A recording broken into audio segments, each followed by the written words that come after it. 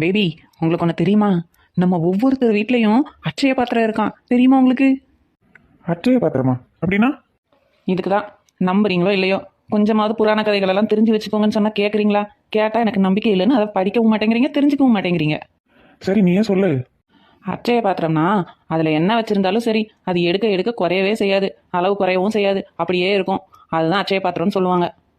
ஓ, அதுக்கு தான் எல்லாரும் கிச்சனில் உள்ள சிங்க் அட்சய பாத்திரம் ஆளாளுக்கு ரீல்ஸ் போட்டுட்டு இருக்காங்களா?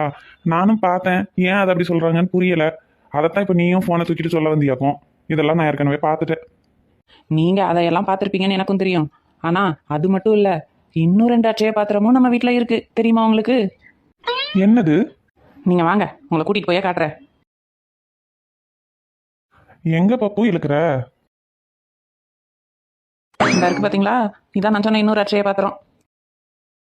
இதில் உள்ள துணியெல்லாம் டெய்லியும்